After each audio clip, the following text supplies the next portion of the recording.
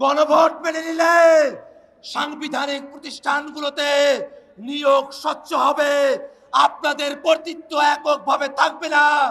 সে কারণে আপনারা গণভোট চান না। আজকে 2/3 ক্ষমতার জোরে তারা সেটাকে অমান্য করার পায়তারা করছে। দেশ পরিচালনার জন্য সংবিধান লাগবে, সেই সংবিধান হতে হবে জনগণের সংবিধান। সংগ্রামী জনতা, জনগণের ভোটে নির্বাচিত হয়ে সরকার গঠন করা বৈধ, আর জনগণের ভোটে সংস্কার হবে সেটাকে বলে অবৈধ। এমন দ্বিচারিতা বাংলাদেশের মানুষ 200-র বেশি সার্ভিস ও ফিচারে লেনদেনের সব বিকাশ অ্যাপে সম্ভব। করবে না। ভাইরা আমার, আমরা সংস্কার পরিষদের কথা বলছি, এটা নতুন কোনো কথা নয়।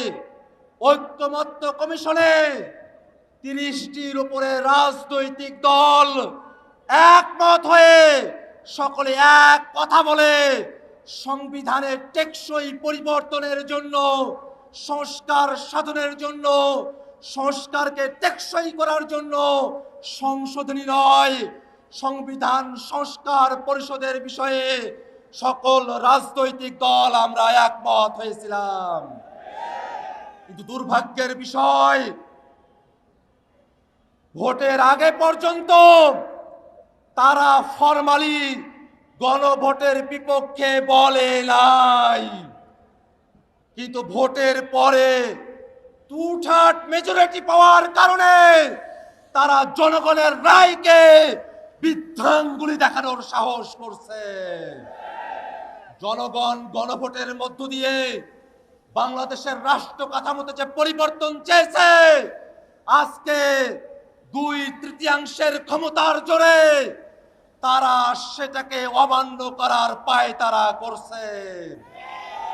ভাইরা আমার, তারা সংবিধানের কথা বলছে, আমরাও বলি দেশ পরিচালনা করতে সংবিধান লাগবে, কিন্তু সেই সংবিধান 72-এর মুজিববাদী সংবিধান না।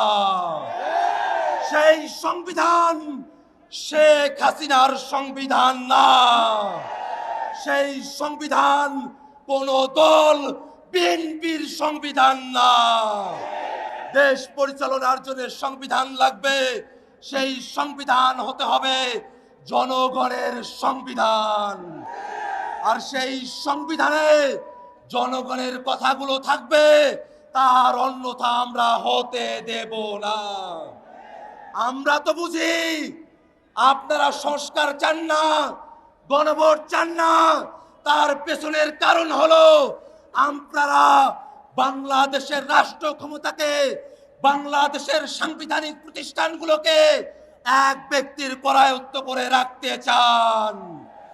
গণভোট মেনে নিলে সাংবিধানিক প্রতিষ্ঠানগুলোতে নিয়োগ স্বচ্ছ হবে, আপনাদের কর্তৃত্ব এককভাবে থাকবে না।